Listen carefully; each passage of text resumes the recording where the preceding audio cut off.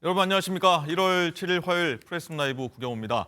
자, 갈팡질팡, 오락가락, 무능력, 헛발질. 자, 윤석열 대통령 체포 집행을 경찰에 떠맡기려다가 사실상 퇴짜를 맞은 총극을 벌인 고위공직자 범죄수사처 공수처를 향한 평가들이었습니다. 자, 파장이 계속 이어지고 있는데 이 소식부터 오늘 살펴보도록 하겠습니다. 먼저 공수처에 나가 있는 취재기자 연결해 분위기 살펴보도록 하겠습니다. 자, 이시열 기자. 자, 어제 수사에 혼선을 키운 공수처. 지금 오늘 분위기는 어떻습니까? 네, 공수처는 아직 별다른 움직임 없이 차분합니다. 취재진이 확인해보니 공수처는 오늘 특별히 예정된 브리핑도 없다고 밝혔습니다. 다만 오동훈 공수처장은 오늘 오후 2시 국회 법사위 현안 질의에 출석할 예정이라고 전했는데요.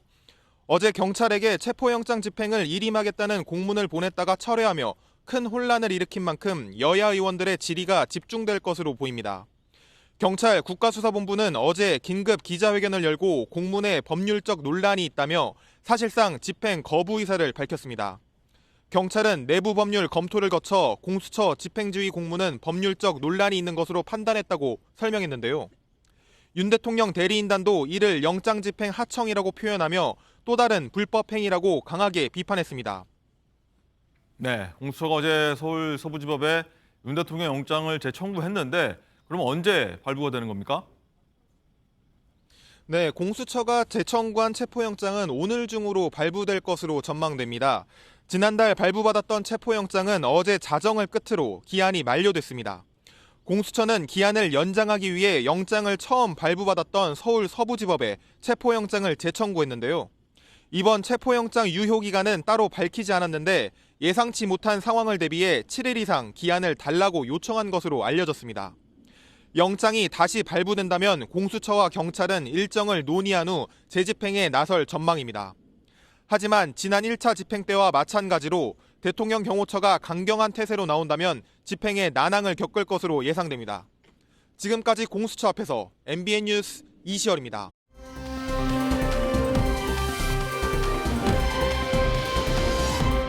네, 저희가 어제 이 시간에 전해드렸습니다만 이 공수처의 이런 결정에 경찰이 받지 않을 거다 이렇게 저희가 한번 예측했었는데 정말 그렇게 됐습니다. 자, 윤지원 기자, 어제 어떻게 보면 해프닝이라고도 볼 수 있는데 한번 시간 순을 한번 정리 좀 해볼까요?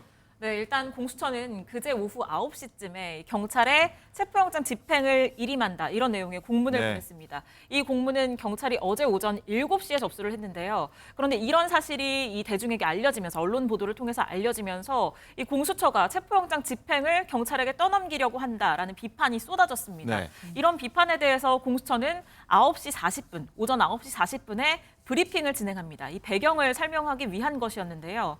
그럼에도 불구하고 경찰은 오후 2시에 이 앞서서 중계에서 들으신 것처럼 위법성 논란이 있을 수 있다. 이런 이유로 공수처의 요청을 받아들이지 않기로 결정을 하고 결국 오후 3시 반쯤 이 공수처는 경찰이 체포영장 집행을 위임하지 않기로 했다. 그래서 위임을 철회한다라는 입장을 밝히고 이 향후에 공조본 체제 하에서 협의해서 영장 집행에 만전을 기하겠다라는 입장을 밝힙니다. 이 앞서서 경찰이 이걸 받아들일 수 없다고 했던 이 브리핑 관련 내용 먼저 듣고 이어가겠습니다.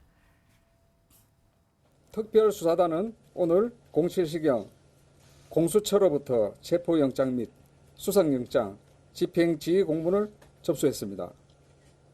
이후 내부적인 법률 검토를 거쳐 공수처의 집행지휘 공문은 법률적 논란이 있는 것으로 판단했습니다. 이에 따라 체포영장 집행에 대해서는 공수처와 계속 협의해 나가겠습니다. 네, 어제가 체포영장이 마감되는 시한이었거든요. 네. 그런데 이 날에 결국에는 돌고 돌아서 다시 원래의 상황대로 왔고 체포영장을 재집행하지도 못한 상황이어서 공수처가 비판을 받고 있는 상황입니다. 네. 자, 우리가 용역기관이냐 경찰 내부의 불만이 상당하다고 하는데 결국 책임은 경찰이 지고 뭐 조명은 공수처가 받으라는 거냐 이런 불만이 있다고 하는 건데 이종근 실장님 어쨌든 공수처가 불신과 혼란을 키웠다 이런 지적은 피할 수가 없을 것 같습니다. 네, 그렇습니다. 공수처가 가장 잘못한 건 뭐냐면 수사기관이자 사실은 법을 집행하는 기관 아닙니까? 네. 그럼 법조문을 찬찬히 뜯어서 다 봐야 되는데 검경 수사권 조정에 의해서 검찰이 지휘권이 없다라는 것이 이제 바뀐 어떤 내용입니다. 이른바 형사법에. 검수완박. 그렇죠. 검수완박에 의해서. 그런데 그것을 그대로 준용해서 우리가 지휘를 할 테니까 굳은 일은 다 경찰에 하라라고 지금 이름 요구한 거잖아요. 그러니까 지금 표현은 난색을 표명했다 이거지만 난색을 표명한 게 아니라 이야기를 들어보면 정말 부글부글 끓었다고 합니다. 내부에서. 경찰이요? 그렇죠. 경찰이요. 왜냐하면 공수처가 사실 경찰이 제대로 수사를 하고 있는 와중에 공조하자, 뭐 이첩해라라는 어떤 요구를 그래도 들어서 함께 이제 공조 수사를 하려고 했는데 결국에는 가서 뭐 충돌하고 몸싸움하고 굳은 일은 다 그냥 시켜버리고 수사를 해서 기소하는 그러니까 이걸 이렇게 수사해서 신병을 확보했다라는 나중에 어떤 성과는 자기네들이 공수처가 그대로 그냥 안겠다라는 의도밖에 되지 않지 않겠느냐 하면서 법적으로도 안 되고 또 실질적으로 그런 어떤 책임 소재도 명확하지 않고 해서 경찰은 난항을 표명했고 이제 공수처는 안팎으로 비판을 받을 수밖에 없습니다. 네. 실제로 무능했다라는 비판에 더불어서 아예 법 조문도 모르는 기관이라는 낙인까지 찍혔습니다. 네. 여러 기관의 수사가 나섰다가 일단 공수처가 다 달라 해가지고 일단은 수사를 시작했는데 이제 와서 못하겠다라고 하는 것. 이종호 실장님 말씀대로 이 법조문도 좀 이해가 못하는 거고 또 능력 부족 이런 얘기가 나오고 있는데 정말로 이래서입니까?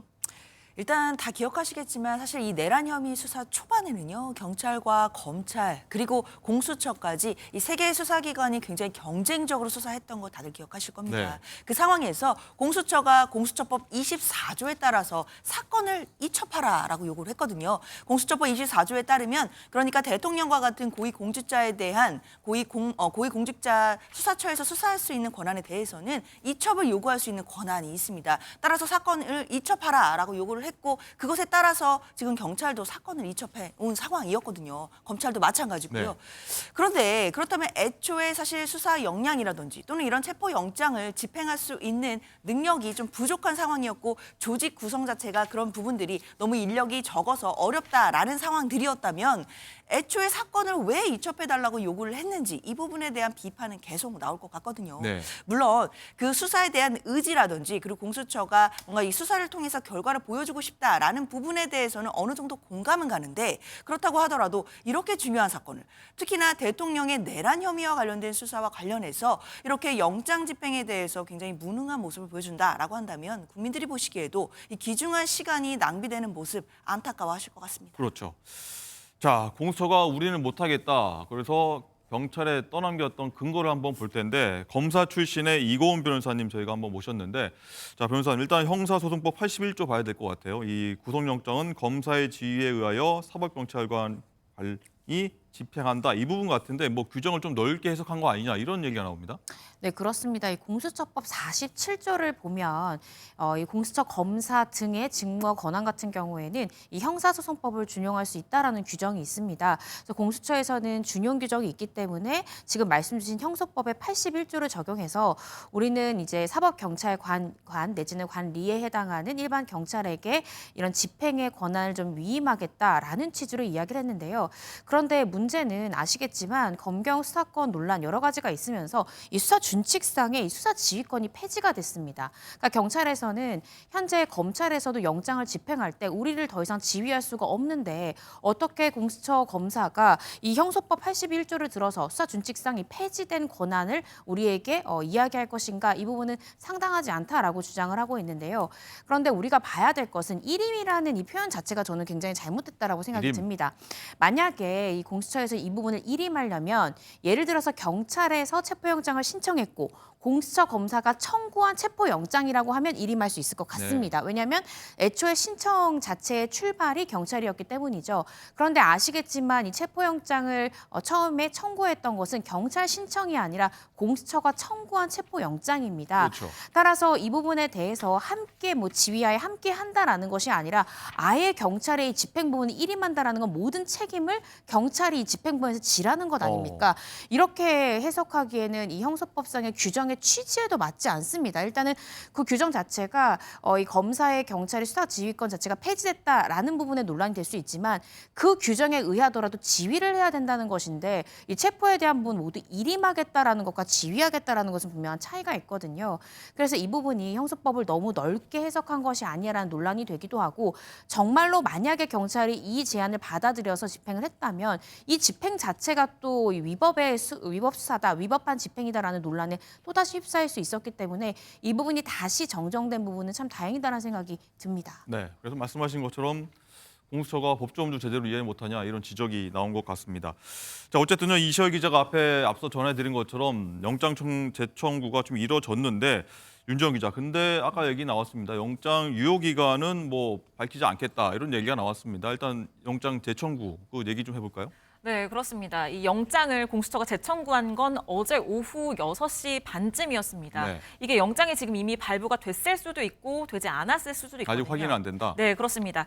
1차 집행의 경우에는 이 공수처가 12월 30일 오전 0시에 청구를 했고요. 그리고 다음 날 오전 9시에 영장이 발부가 됐었습니다. 네. 이걸 법원이 발부 여부를 공개를 하진 않고 그때 당시에 공조본이 이 문자 공지를 통해서 공개를 했었거든요. 그렇군요. 그런데 이번의 경우에는 체포영장의 유효기간을 밝히지 않겠다라고 했기 때문에 이 유효기간이 발부 시점으로부터 따져지는 것이기 때문에 이 발부가 됐는지 여부 자체를 공개를 하지 않을 가능성이 크고요. 그리고 또 이 체포영장의 경우에는 예상하지 못한 상황이 발생할 경우에 대비해서 7일 이상의 기한을 신청을 할 수도 있다고 했거든요. 그렇기 때문에 저번처럼 이 시한 자체가 7일이 아니라 그 이상이 될 수도 있는 그런 상황입니다. 야, 장윤주 부위원장님, 네. 왜 유효 기간을 이번엔 밝히지 않겠다고 한 건가요? 사실 일반적으로요, 수사기관이 어떤 강제 수사에 나서기 위해서 압수수색 영장을 받는다든지 아니면 체포 영장을 받을 때 네. 그 유효기간, 그러니까 이 영장의 기한을 공개하지 않는 게 일반적이었던 네. 것 같습니다. 사실 이번처럼 7일이 유효기간이기 때문에 1월 6일까지가 영장의 만료 시한이다라는 부분들이 대대적으로 알려졌던 상황이 오히려 이례적이 아니었나라는 생각이 그렇군요. 들거든요. 게다가 지금 현직 대통령에 대해서 강제로 신병을 확보하는 체포 영장을 집행하는 문제입니다. 당연히 지금 한남동 관저 앞에서는 탄핵을 반대하는 분들과 또 탄핵을 찬성하는 분들 사이에서 굉장히 많은 집회들이 일어나고 있고 또 국론이 분열되는 것 아니냐 이런 또 우려가 있는 상황이거든요. 당연히 이런 상황에서 이제 이 영장의 기한을 알려주지 않음으로써 사실 어떻게 본다면 그 윤석열 대통령 측의 어떤 대비 부분 이런 부분에 대해서도 좀 더 막아낼 수 있는 부분들이 있고요. 사실 이 영장에 대한 부분, 특히 강제 수사로 나아갔을 때 그런 체포 영장이나 이런 부분들에 대해서는 세세적인 부분들이 공개되지 않는 것이 오히려 그 집행에 있어서는 유리한 부분들이 있기 때문에 그러면 전에는 공수처가 미리 이른바 좀 회를 너무 먼저 깠다 이런 게 좀 당시에도 사실 체포 영장을 청구하는 것 그리고 발부된 것 그다음에 영장실이 언제까지인지까지가 세세히 공개되는 것이 좀 이례적이다라는 평가들이 있었거든요. 그렇기 때문에 공수처에서도 나름대로 준비한 무언가가 있지 않겠나라는 생각이 들었었는데 사실 결과를 놓고 보니까 크게 준비된 게 있었다라기보다는 그때그때 상황에 맞게 브리핑했던 것으로 보이는데요. 이번에는 상황의 신중함 또 어떤 엄중함을 생각해서라도 영장이나 뭐 이런 부분에 대한 세세한 내용은 공개가 없지 않겠나 예상이 됩니다. 네. 자, 이동훈 실장, 이제 네네. 관심은 그래서 영장 발부가 된다고 하면은 체포 제시도가 아마 이뤄질 것 같은데 네.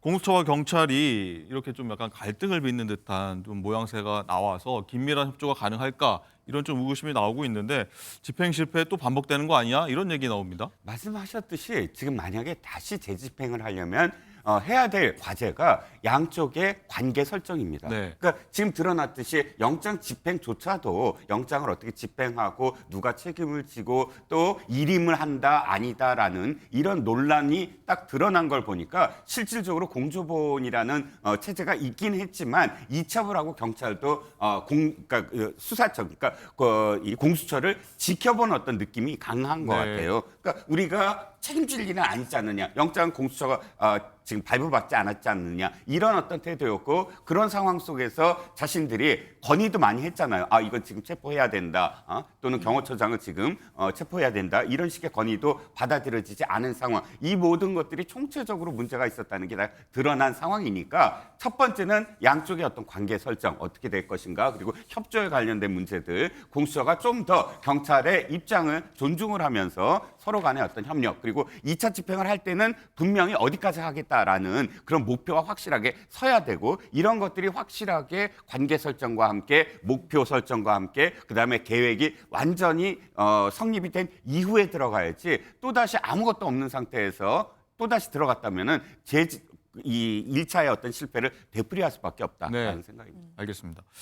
또 관련해서 아마 저희가 뒤에 좀 준비했습니다만 이거 먼저 여쭤봐야 될 것 같습니다. 장윤주 부위원장님, 일단은 공수처와 경찰이 지난번 1차 집행 시도 때 박종준 경호청장을 뭐 현장에서 체포하냐 마냐 놓고 또 옥신각신이 있었지 않습니까? 네. 그런 거 일단 드러났는데 이번에도 그 부분에 대해서는 이 경호처가 막는다고 하면은 경호처장을 체포할 건지 말 건지 이것도 사전에 좀 얘기를 하고 들어가야 될 것 같은데요. 그렇죠. 그런 부분에 대한 사전 또 협의가 있어야 될 것 같습니다. 그러니까 지난주 금요일에 1차 영장 집행에서도 사실 경호처와 어떤 대치가 있었을 때 경찰은 경호처장을 현행법으로 체포하겠다라는 입장이었던 것으로 뒤늦게 알려졌거든요. 네. 그런데 당시에 공수처 검사들이 이걸 만류했다라는 것인데, 이 만류에 대해서도 경찰 내부에서는 상당한 불만들이 있는 것으로 보입니다.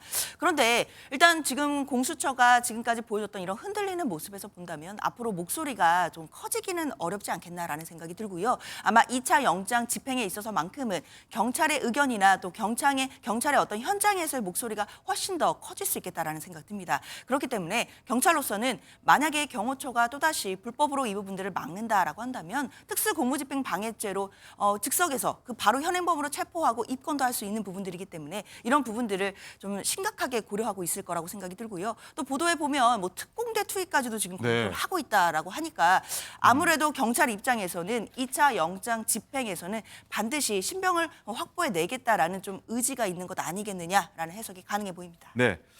자, 공수처 이런 상황 그리고 경찰과의 엇박자 여기에 대해서 윤 대통령 측은 어떻게 이 상황을 바라보고 있을까요? 석동현 변호사 목소리 준비했습니다. 듣고 오시죠. 대통령께서는 기본적으로 이 사태의 처음서부터 법치주의가 정말 훼손되고 지금 무너지고 있다는 점에 대해서 많은 걱정을 합니다. 공수처에는 내란죄 수사권이 없습니다. 공수처법에는 내란죄라는 죄목은 없습니다. 아직은 수사기관으로서는 수사 사례나 인력 면에서 정말 걸음마 단계에 불과한 그러한 기관입니다. 검찰로서도 정말 하기 힘들 정도의 방대한 수사입니다. 그러한 수사를 공수처가 어떤 욕심을 좀 아주 과도하게 상식 밖으로 이렇게 지금 내서 이렇게 내란죄를 수사하겠다고 참 덤비는 꼴입니다. 네, 이건 변호사님, 이 윤석열 측 변호인단 얘기 들었는데 공수처가 좀 무리한다 이런 얘기를 하는군요. 맞습니다. 윤석열 대통령 측에서는 두 가지의 쟁점을 두고 지금 반발을 하고 있는 건데요. 첫 번째 같은 경우에는 공수처가 수사 가능한 죄명에 내란죄가 없다는 거죠. 즉, 이 직권남용죄만 수사할 수 있는데 작은 걸로 더 클 수 있는 내란죄를 관련 범죄라고 해서 수사 권한을 인정할 수 있다라는 논리가 말이 되냐라는 것이 윤석열 대통령 측의 입장인 것이고, 반면에 공수처에서는 어찌 됐던 이 직권남용죄를 수사하는 과정 중에 인지된 이 고위공직자죠. 윤석열 대통령이 범한 이 직접 관련성 있는 범죄이기 때문에 내란죄에 대한 수사 권한이 있다라고 주장하고 있고요.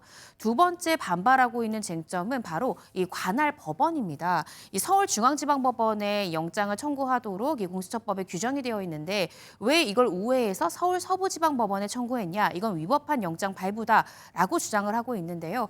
이 부분에 대해서도 형소법상의 관할권이 서울 서부지방법원에 인정이 되기 때문에 공수처에서는 문제 없다라는 입장이고, 어찌됐든 이 체포영장을 청구했을 당시에 윤석열 대통령 측에서도 의견서를 이런 부분들에 대한 위법성에 대한 의견서를 제출했지만 영장이 발부됐고요. 영장에 대한 이의 신청을 냈지만 기각이 된 상황입니다. 따라서 사실은 이 영장 발부 자체에 대한 위법성이 나중에 문제되기는 조금 어렵지 않나 개인적으로 좀 조심스럽게 추측을 해봅니다. 네.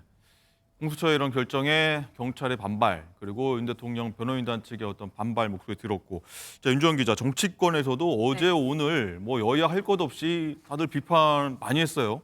네, 그렇습니다. 일단 국민의힘 입장에서는 지금까지도 수사권이 없이 공수처가 내란죄를 수사하고 있다, 불법 수사다 이런 입장을 계속해서 내고 있었거든요. 그런데 경찰 지휘와 관련해서는 이제 지휘권이 없이 불법 지휘를 한다 이렇게 쏘아붙이고 있습니다. 공수처장을 향해서 사퇴 압박을 넣기도 했는데요. 권성동 원내대표 발언 먼저 들어보시죠. 수사 권한이 없는 기관에서 받은 영장은 그 자체로 무효입니다. 이런 짝퉁 영장을 들고 집행을 지휘한다는 것이 말이 되는 소리입니까? 위조 지표로 물건을 사겠다는 것과 무엇이 다릅니까? 또한 공수처는 경찰에 대한 영장 집행 지휘 권한 역시 없습니다. 문재인 정부가 조정한 검경 수사권에 따라 검사의 구체적 영장 지휘 규정이 삭제되었기 때문입니다. 결국 수사권이 없는 수사와 지휘권이 없는 지휘를 두 글자로 줄이면 불법입니다. 수사 권한도, 수사 역량도, 수사 지휘 권한도 없는 공수처는 즉시 대통령 수사를 포기하고 경찰에 사건 일체를 이관하여야 합니다. 네, 민주당은 이 공수처가 체포영장 집행을 사실상 포기한 것으로 보고 이 공수처의 무능을 지적하고 있습니다. 심지어는 이번에 영장을 재집행했을 때 실패하게 된다면 공수처장을 탄핵할 수도 있다. 이런 입장까지 지금 나오고 있는데요. 박찬대 원내대표 반응도 이어서 들어보시겠습니다. 공수처가 결국 시한 내에 윤석열을 체포하지 못했습니다. 일주일을 허비했습니다. 매우 실망스럽습니다. 공수처는 체포영장이 재발부되면 경찰과 함께 만반의 준비를 하고 내란 속의 윤석열을 반드시 체포하십시오. 법 집행을 방해하는 자는 그가 누구든 즉각 현행범으로 체포하십시오. 무너진 공권력의 권위를 바로 세우지 않는다면 범죄자들이 날뛰는 무법천지가 지속될 것이고 그 책임의 큰 부분을 공수처가 감당해야 할 것입니다. 네, 여야 이게 들으셨는데 뭐 짝퉁 영장이라는 얘기도 나오고 비판, 행태 묵과하지 않겠다 이런 얘기 나오고 있는데 장윤주 부위원장님, 일단 민주당 쪽에서는 공수처장 굉장히 무능하다, 뭐 탄핵하자 이런 얘기까지 나온다고요? 글쎄요, 뭐 일단 당 자체에서 뭐 공수처장을 지금 바로 탄핵하겠다 뭐 이렇게 뭐 이야기가 나온 것 같지는 않습니다. 이것이 뭐 공론화된다라기보다는요. 일단 공수처장, 특히 공수처가 지금까지 보여줬던 국민들이 보시기에 실망스러운 행태에 대해서는 당연히 꼬집을 수밖에 없는 것 같습니다. 이렇게 역량이 안 될 거였다면 애초에 사건 이첩을 왜 요구했는지부터 사실 돌아가서 비판을 받을 수밖에 없는 상황이고요. 그렇기 때문에 당 일부에서는 아예 지금 수사권을 경찰로 넘겨야 되는 거 아니냐라는 이야기까지 도 지금 나올 정도이기 때문에 이 부분에 대한 격앙된 분위기는 뭐 여야 할 것 없이 마찬가지인 것 같습니다.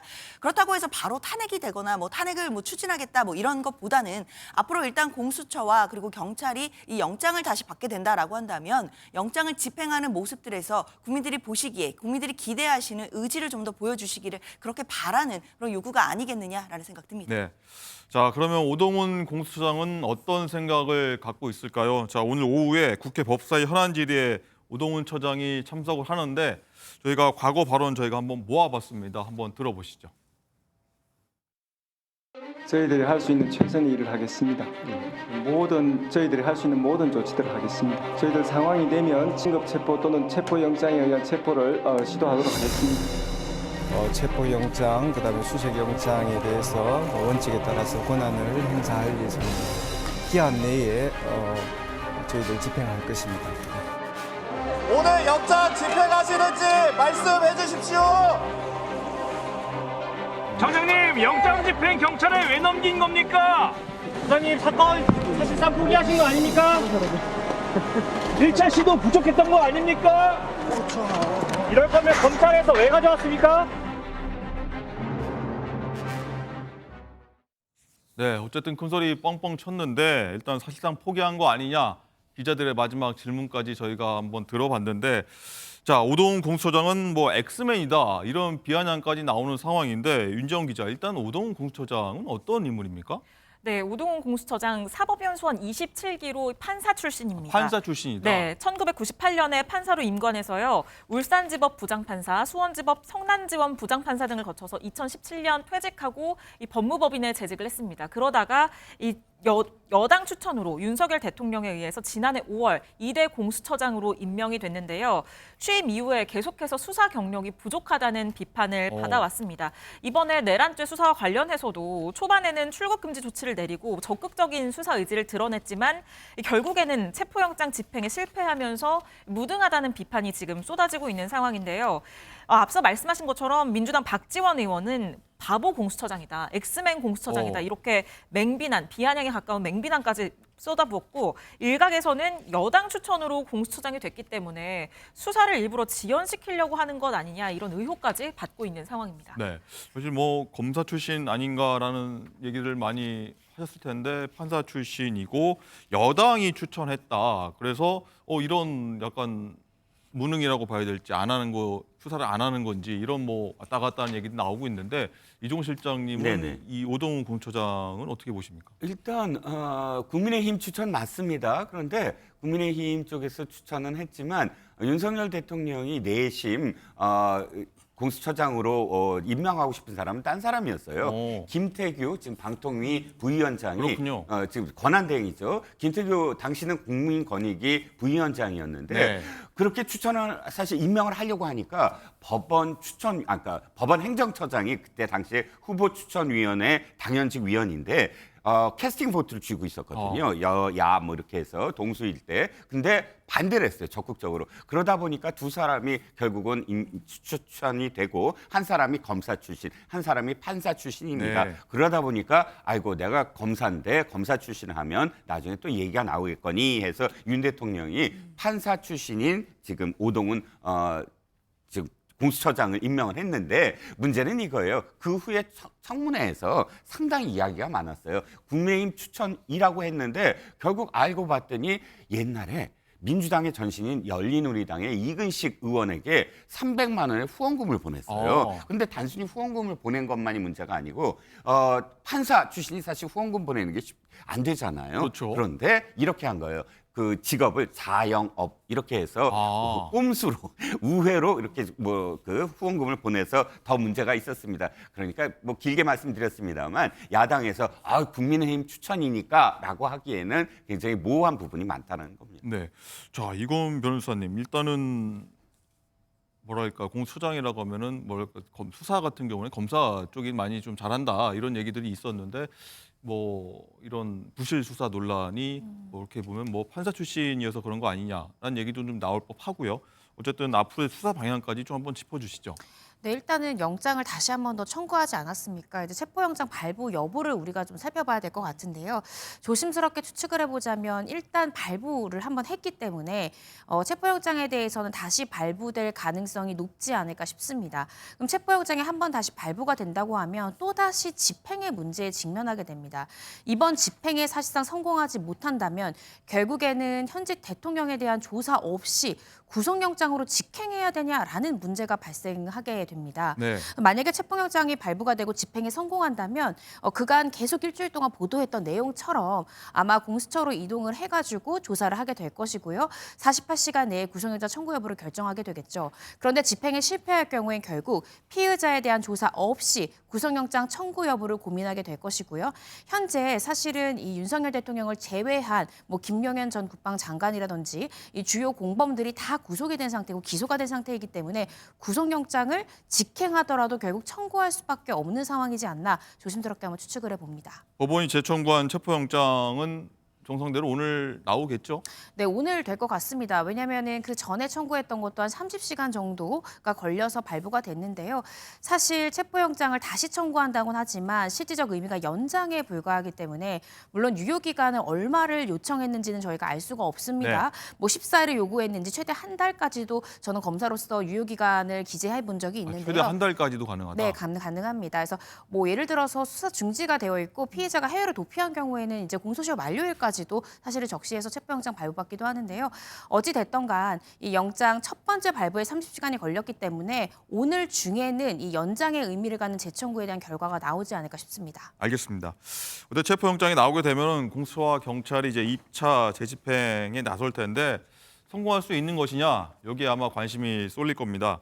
자, 윤정 기자, 일단 경찰 입장에서 보면은 2차 집행 성공 못하면 자존심이 굉장히 좀 구겨지는 상황이 갈 것 같은데 현재 분위기는 어떻습니까? 그렇기 때문에 경찰은 체포영장 2차 집행 때는 더더욱 적극적으로 임해서 반드시 신병을 확보하겠다 이런 입장입니다. 네. 앞서서 1차 집행 당시에는 이 박종준 경호처장 등을 현행범으로 체포해야 된다. 경찰에서는 이런 입장이 있었지만 공수처에서는 수적인 열세 상황에서 자칫 충돌로 이어질 수 있다. 그렇기 때문에 조금 이거를 반대했거든요. 그래서 결국 이루어지지 않았는데 이번에는 조금 이 경호처 직원들에 대해서 체포하는 방안을 다시 논의 중인 것으로 알려졌기 때문에 실제 현행범 체포 가능성도 있어 보이고요. 또 1차 집행 당시에는 형사기동대 그리고 경찰 특공대 파견을 공수처와 논의했지만 최종적으로는 투입하지 않았었습니다. 그런데 이번 2차 집행에는 이 경찰 특공대 투입 가능성까지도 지금 열어두고 있는 상황입니다. 네, 장인주 부위원장님, 일단 경찰이 경호처 직원까지 체포하는 걸 검토하겠다라고 하는 거는 물리적 충돌이나 뭐 어떻게 보면은 초강수를 주겠다라고 좀 볼 수 있을 것 같아요.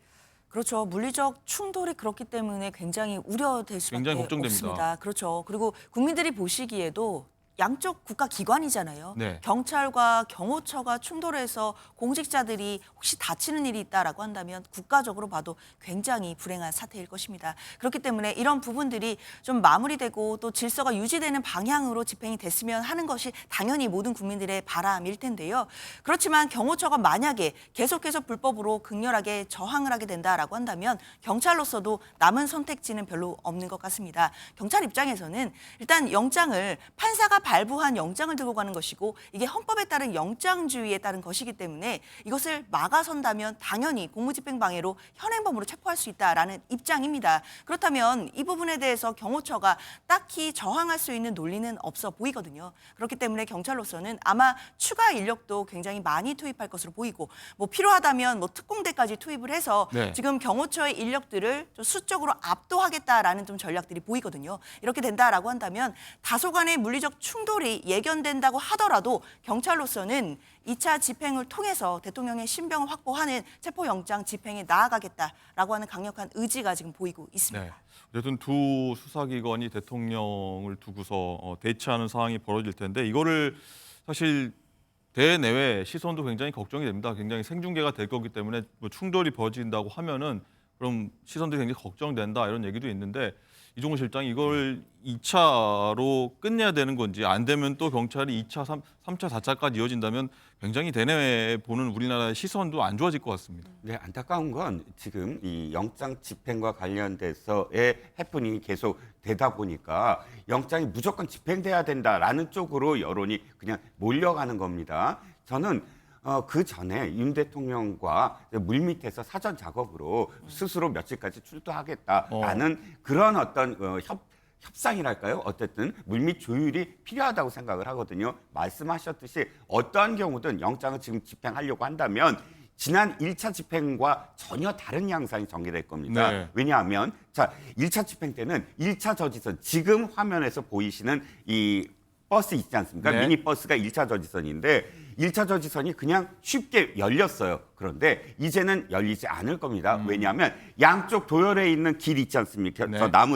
저 나무들로 철조망을 다 쳐놨어요. 그러면 이 철조망을 다 절단하지 아니하고서는 버스를 넘어설 수가 없거든요. 또 버스가 한 대가 아닙니다. 벌써 버스를 가로가 아니라 세로로 세대를 하고 그 바깥으로 한 두서너 대 더 이제 버스를 세워둘 예정이거든요. 네. 그러면 사다리도 동원돼야죠. 사다리 동원돼서 철조망 끊어야죠. 1차 저지선에서 엄청나게 많은 또 이 시간이 소요되고 그다음에 물리적 충돌이 훨씬 더 심해질 것이거든요. 그렇기 때문에 그것이 만약에 생중계 된다거나 혹은 이 바깥에 있는 지지하거나 혹은 반대하는 양쪽의 시위대들에게 이 장면이 그대로 생중계가 된다 그러면 훨씬 더 자극적인 그런 이 자극해서 혹시나 소요가 더 많이 일어날 가능성도 있거든요. 네. 하기 때문에 양쪽 다 그런 가정하에서 좀 더 조율을 해야 되지 않을까 싶습니다. 알겠습니다. 자, 윤정 기자, 경호처 입장은 어떻습니까? 지금 끝까지 맞서겠다 이런 입장인 거죠? 네, 그렇습니다. 앞서서 박종준 경호처장은 대통령 안전 확보에 신명을 다하겠다라고 얘기를 하기도 했었죠. 이 발언 먼저 듣고 이어가겠습니다. 대통령 경호처는 무작정 수사기관의 법 집행을 방해하고자 하는 뜻이 아닙니다. 체포영장 집행에 대해 대통령의 절대 안전 확보를 존재 가치로 삼는 대통령 경호처가 응한다는 것은 대통령 경호를 포기하는 것이자 직무유기라고 판단하였습니다. 네, 지금 경호처는 이 대통령 관저 주변을 요새화하고 있습니다. 앞서서 이종근 평론가님께서 말씀을 하신 네. 것처럼 지난 1차 집행 때는 1차 저지선 그리고 2차 저지선이 상대적으로 쉽게 뚫린 측면이 그랬죠. 있습니다. 그렇기 때문에 1차 저지선, 이 공관촌 입구에는 이 미니버스 한 대만 저번에는 놓여 있었는데 지금 현재는 미니버스 7대가 철문의 어허. 앞뒤로 막혀 있는 상황이고요. 그리고 2차 저지선, 이 1차 저지선으로부터 100m에서 150m 정도 더 가면 나오는데 여기에는 이 관저구역 입구부터 진입도로 주변까지 전부 다 원형 철조망을 지금 설치해 놓은 상태입니다. 네. 이 앞서서 산길로 우회해서 돌아갔기 때문에 이걸 막기 위한 조치로 보여집니다.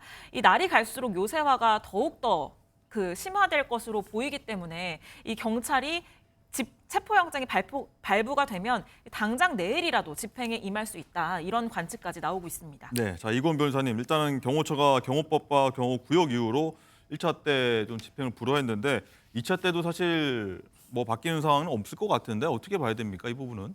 네, 경호처에서는 아마도 1차 체포영장 집행과 동일하게요. 아마 2차 집행 때도 경호처법이나 형소법을 들어서 집행을 거부할 가능성이 굉장히 높지 않나 싶습니다. 1차 체포영장 집행에 거부할 때 이제 이유로 들었던 것이 사실 그간에는 형소법 110조, 111조, 이 군사상 기밀 내지는 이 직업상의 공무상의 비밀 등에 대해서는 이 책임자의 승낙 없이는 압수수색을 허용할 수가 없다라는 이 규정을 들어서 이 대통령실 경호처에서는 이 영장 집행에 우리는 협조할 수가 없다라는 입장을 내세웠는데요. 그런데 이 체포영장과 이 체포영장에 이제 부과돼서 함께 발부됐던 이 수색영장에 이 해당 규정에 적용을 하지 아니한다라는 것이 부기됨에 따라 이 부분을 더 이상 주장할 수 없게 됐습니다. 그러자 경호처법 상의 이 경호구역이기 때문에 우리는 안전활동을 위해서 안전 우려 때문에 대통령을 경호할 수밖에 없다라고 또 이유를 들었습니다. 네. 그렇지만 경호처법을 보면 이 경호 업무를 지원하는 사람 같은 경우에는 경호 목적상 불가피하다고 인정되는 상당한 이유가 있는 경우에만 이 위해 활동 방지, 위해 방지를 필요한 이 안전 활동을 할 수 있다라고 규정되어 있습니다. 네. 그렇다고 하면 서부지법에서 적법하게 발부된 영장의 집행을 이 대통령에 대한 위해 활동이다야라고 우리가 규정할 수 있는가에 대한 논란에 휩싸일 수 있고요. 따라서 경호처장을 비롯한 이 대통령 경호처에서의 이 영장 집행을 막아서는 행위가 어쩌면 경호처나 또 이 관련 이 경호를 했던 사람들이 이 공무집행 방해 혐의의 피의자로 입건될 수도 있는 이런 상황이기 때문에 아마 2차 집행 때는 이 부분의 논란이 더 커지지 않을까 싶습니다. 자, 그리고 박종준 경호처장을 경찰이 특수공무방해 혐의로 일단 입건해서 2차 출석 요구했는데 오늘도 좀 부응한다는 걸로 알려졌는데 그럼 향후에 어떤 조치가 좀 처해집니까? 네, 1차 출석 요구가 지난 4일이었습니다. 그리고 오늘이 바로 2차 출석 요구일이었는데요. 이 경호처장 같은 경우에는 불응하겠다라는 의사를 밝히면서 오늘이나 내일 중에는 변호인을 선임해서 대신 조사 변호인을요? 일정, 네, 변호인을 선임해서 조사 일정을 협의하겠다라고 입장을 밝혔습니다.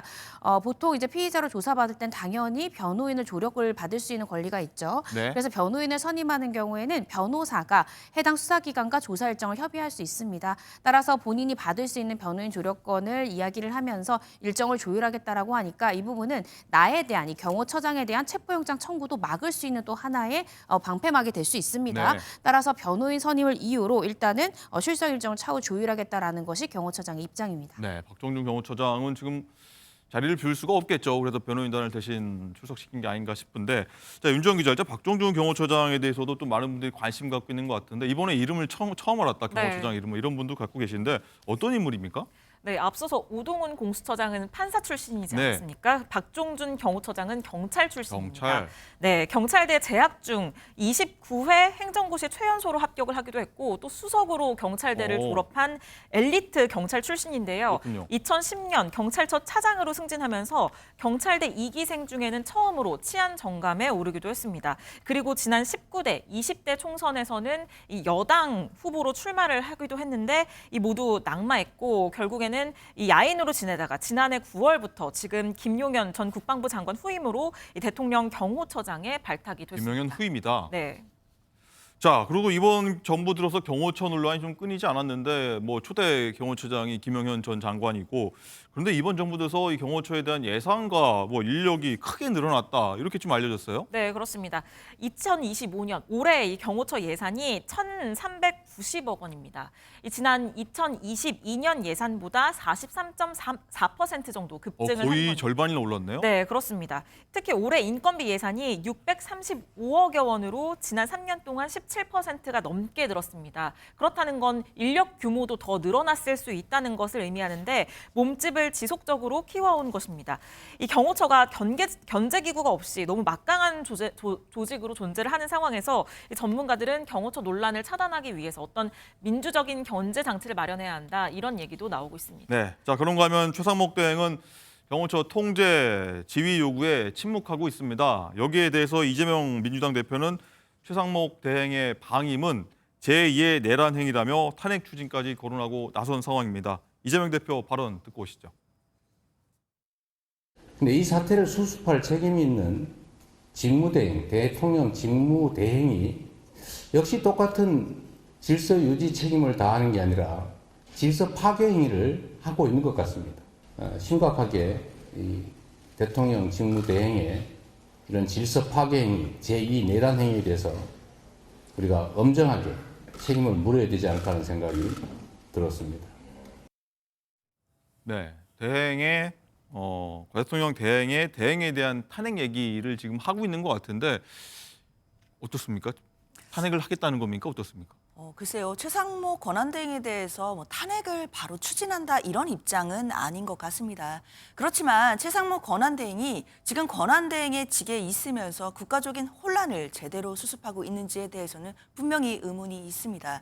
특히나 지금 경호처가 정당한 영장 집행에 대해서 극렬하게 저항하고 또 앞으로도 그럴 것으로 예상되는 상황인데 이렇게 된다면 국가기관 사이에서 유혈 사태가 발생하는 그런 국민적인 불행한 사태까지도 예견되는 상황이거든요.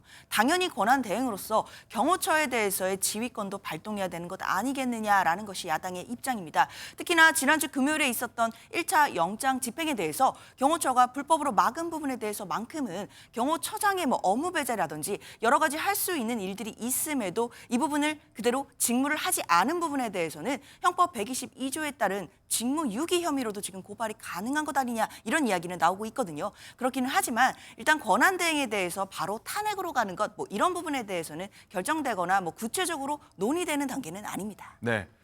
자, 이재명 대표 이런 발언에 대해서 권성동 국민의힘 원내대표가 강하게 반발했습니다. 이재명 대표를 콕 집어서 얘기를 했는데 어떤 내용인지 한번 듣고 오시죠. 어제 더불어민주당 이재명 대표가 최상목 대행을 향해 공수처의 영장 집행에 협조하지 않았다며 과격한 비난을 퍼부었습니다. 민주당 중진의원 사이에 최상목 대행 탄핵 요구가 흘러나오고 있습니다. 또다시 탄핵 인질극에 시동을 걸고 있는 것입니다. 이미 29번 탄핵을 했으니 기어이 30번을 채우겠다는 뜻입니다. 이재명 대표는 대통령을 향해 우리 공동체 질서를 파괴하고 왕이 되려고 하다가 이제 죄수의 길을 가게 되었다고 조롱했습니다. 그대로 돌려드리겠습니다. 이재명 대표는 죄수의 길을 걸어온 사람이 왕이 되려고 공동체 질서를 파괴하고 있습니다. 이 대표는 본인 재판이나 성실하게 받기를 바랍니다. 자, 이동훈 실장님, 네네. 이 거의 강대강으로 똑같이 말을 주고받네요. 네, 그렇습니다. 그런데 일단 아까 오동훈 공수처장도 그렇고 또 최상목 지금 권한대행도 그렇고 탄핵이라는 말을 너무 남발하고 있다라는 생각이 들거든요. 29번이나 있군요, 탄핵. 무능하다거나 직무유기, 무능하다라고 한다면 예를 들어서 거기에 대해서 많은 어떤 또 비판을 할 수도 있고 또 견제할 수 있는 현행법상 견제할 수 있는 여러 가지 어떤 법적 조항도 있습니다. 그런데 지금은 묻지마 탄핵이라는 그런 방향으로 가고 있거든요. 지금 민주당의 안타까운 건 국정 혼란 시기입니다. 그리고 또 국가 위기 시대입니다. 그런데 건건이 예를 들어서 자신들의 마음에 차지 아니한 어떤 행위가 벌어지거나 혹은 또 자신들이 요구하는 것을 들어주지 않을 때 그때마다 탄핵이라는 말을 언급하는 것. 장 변호사께서는 그냥 언급하는 것이다라고 말씀하셨지만 저는 언급도 사실은 회피해야 된다. 언급할 때마다 사실 불필요한 정쟁이 벌어지고 바로바로 또 국민의힘 대응할 수밖에 없고 네. 대응하면 그 말의 수위가 점점 높아지면 정쟁이 있고 정쟁이 있으면 국민들은 지금 가뜩이나 대통령이 직무 정지 상황인데 불안할 수밖에 없다고 생각을 하거든요. 네. 그렇기 때문에 탄핵이란 말을 남발하지 않았으면 좋겠습니다. 네, 말을 주고받으면 받을수록 굉장히 긴장 수위가 높아간다고 하는데 민주당 박찬대 원내대표도 다시 한번 말을 거들었습니다. 한번 듣고 오시죠. 최상목 부총리는 헌법과 법률을 수호할 의무를 외면하고 끝내 법 집행을 방해한 경호처에 대해 아무런 조치를 취하지 않음으로써 무법 천지를 만들고 유혈 사태를 방임했습니다. 직무유기, 특수공무집행 방해, 방조에 해당하는 만큼 조치를 취하겠습니다. 국민의힘은 내란 속의 품은 당으로 당명을 바꿔야 합니다. 국민의힘은 내란 사태 발발 36일째인 오늘까지도 1호 당원 윤석열에 대한 징계는커녕 내란 속의 윤석열을 비호하고 온갖 꼼수를 부려 탄핵 심판과 수사를 지연시키고 있습니다. 네, 여야 사령탑들이 이렇게 말을 주고받으면서 굉장히 긴장 수위가 높아간다 이런 얘기를 안 할 수가 없을 것 같습니다. 자, 그리고 보면 최상목 대행이 공수처법을 근거로 윤 대통령 체포영장 집행에 협조하지 않은 걸로 확인이 됐습니다. 이건 변호사님, 이건 어떤 법률에 따른 것이죠? 네, 지금 최상목 권한 대행이 공수처법을 근거로 영장 집행 협조를 거부했는데요. 해당 조항은 공수처법 이 3조 3항에 있습니다. 이 대통령 또는 이 대통령 비서실의 공무원은 이 공수처 사무에 대해서 어떠한 것을 요구하거나 지시하거나 의견을 제시한다던가 또는 협의 등을 하여서는 아니 된다라는 규정이 있기 때문에 우리가 공수처 사무에 대해서 이것을 이제 집행에 대해서 어떤 협조를 요구하거나 하면 이 해당 법령을 우리가 위반하는 거 아니냐. 따라서 권한대행으로서 이 부분은 협조할 수가 없다라는 것이 이 최상목 대행의 이야기입니다. 그렇지만 해당 규정에 이 2항, 한 항을 더 올라가 보면 뭐라고 돼 있냐면 이 조항의 목적이라고 하면 이렇게 규정이 되어 있습니다. 수사처는 그 권한에 속하는 직무를 독립하여 수행한다. 즉, 이 공수처 직무의 독립성을 보장하는 규정입니다. 그러니까 지금 사망 같은 경우에도 결국에 대통령이라 할지라도 공수처 사무에 대해서 이래라 저래라 할 수 없다는 거고요. 네. 어떤 자료를 내라, 또 나랑 협의해서 그 수사의 결과를 내던가 이런 것들을 못하게 되어 있는 것이지 지금은 적법하게 발부된 영장의 집행에 있어서 영장 집행이 어려움에 당면했기 때문에 이 부분을 좀 슬기롭게 이렇게 해결할 수 있는 하나의 이제 안으로서 제시한 것인데 이 부분이 과연 이 공수처법 3조 3항에 위배되는 것인가에 대해서 공수처에서는 이 해당 조항의 입법 취지나 여러 가지 살펴봤을 때 그 조항의 위반은 아니다라는 것이 이 공수처 입장이고요. 아까 말씀드렸듯이 최상목 권한대행 같은 경우에는 해당 조항상 우리는 협의를 요구할 수 없기 때문에 네. 이 부분에 대해 협조할 수가 없다라는 것으로 좀 팽팽하게 맞서 있는 그런 상황입니다. 자, 장윤주 부위원장님, 일단 최상목 권한대행 입장에서는 내가 개입을 안 하는 게 아니라 못하는 거다 이렇게 얘기하는 것 같아요. 글쎄요, 이 부분에 공감하실 국민들이 얼마나 될까요? 저는 최상목 권한대행이 책임을 면하기 위해서 이 법조문을 끌어다가 핑계대고 있다고 생각합니다. 이 법조항 자체는 결국 공수처의 독립성을 보장하기 위한 것이고 공수처가 고위공직자에 대해서 수사하고 있을 때 권력 있는, 그러니까 살아있는 권력이 이 부분을 보장해주라 이런 취지입니다. 그런데 공수처가 영장을 집행하기 위해서 협조를 요청하는 것, 이것을 3조를 근거로 대면서 해줄 수 없다라고 말하는 핑계로 삼을 수는 없을 것 같고요. 지금이라도 최상목 권한대행으로서는 앞으로 벌어질 영장 집행과 관련된 국민들의 우려가 있습니다. 이런 우려를 해소하기 위한 방안이 어떤 것인지 권한대행으로서 진지하게 검토하고 대안을 내놔야 될 것으로 보입니다. 이종훈 실장님, 장윤주 부위원장 말씀 어떻게 들으셨습니까?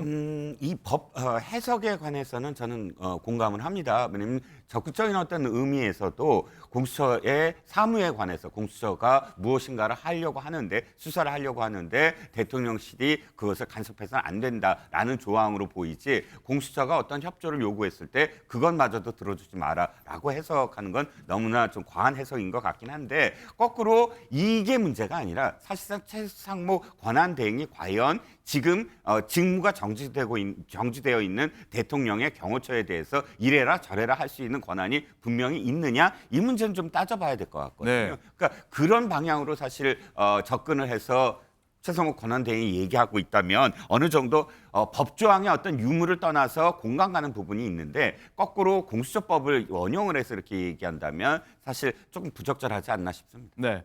여당 얘기도 마지막으로 해볼 텐데 어제 국민의힘 의원들이 저희가 소개해드렸다시피 관절을 찾고 또 헌법재판소에 찾아서 항의하기도 했는데 자, 윤지원 기자, 일단은 국민의힘 지도부는 빠졌습니다. 국민의힘 한 40여 명이죠. 30에서 40명 정도 의원들이 찾았는데 국민의힘 지도부는 의원 개인의 판단이다 이렇게 선을 긋고 있는데 이거 어떤 상황으로 봐야 됩니까?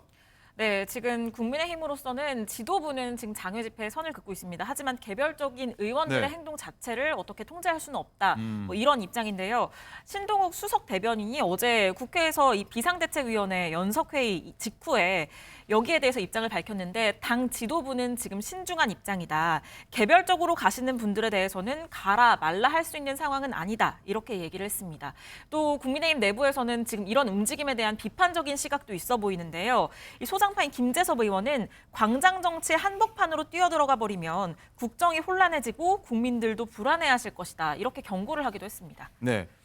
자, 그런데 이 국민의힘 지지율 여론조사 한번 볼 텐데 지지율이 계속 상승하더니 계엄 전으로 돌아갔다. 이런 얘기가 나옵니다. 어떤 이유에서일까요? 네, 그렇습니다. 어제 발표된 여론조사인데요. 여론조사를 보시면 민주당은 지지율이 45.2%, 국민의힘은 34.4%를 기록했습니다. 양당의 지지도 차이가 3주 연속 좁혀진 상황인데요. 특히 국민의힘 지지도는 전주 대비 3.8%포인트 올랐습니다. 그러면서 이 국민의힘이 12.3 비상계엄 사태 이전의 지지율 수준까지 지금 회복을 한 상황입니다. 네, 짧게 한번 여쭤보겠는데 두 분께 먼저 이종훈 실장님 이런 상황을 어떻게 저희가 이해해야 됩니까? 일단 국민의힘의 원래 지지층 그러니까 집토끼라고 표현되는 지지층은 8년 전처럼 분열될 수 없다. 8년 전에 그대로 박근혜 전 대통령의 탄핵을 받아들이게 됨으로써 그 다음에 4번의 어떤 선거에서 졌거든요. 그걸 되풀이할 수 없다라는 위기의식에 결집을 했고 두 번째는 민주당에 대한 실망감이 약간 있는 것 같아요. 국정 위기가 있는데도 불구하고 탄핵을 거듭하고 있다. 이 실망감 이 두 가지가 겹쳐서 일시적으로 어쨌든 지지율이 저렇게 나타난 게 아닌가 싶습니다. 네, 장윤주 부위원장 다 여쭤볼게. 일단 한 달 계엄 이후에 한 달이 지났고 지금 뭐 탄핵 소추가 이뤄졌지만 이 대치 상황이 계속 이어지고 있고 진전이 안 되는 상황 아니겠습니까? 거기서 나타나는 효과라고도 봐야 됩니까? 장기간 이어지는? 그렇죠. 저도 뭐 이 시장님의 의견에 좀 동의하는 편인데요. 일단 보수 진영의 위기감으로 결집되는 측면도 분명히 있는 것이고, 그리고 또 이제 야당 쪽, 그러니까 이제 진보 진영에서는 지금 현재 이 탄핵 정국이나 이 내란 사태, 비상계엄 사태를 제대로 수습하지 못하고 시간을 끌려가면서 뭔가 윤석열 대통령의 버티기 전략에 말려들고 있는 것이 아닌가라는 실망감도 다소 반영되는 것으로 봐야 될 것 같습니다. 여론조사라는 것이 뭐 하나만 보고 판단하기는 어렵겠지만 앞으로 나오는 여론조사들의 또 추이도 읽어가면서 양 정당은 또 국민들의 민심을 읽어봐야겠습니다. 알겠습니다.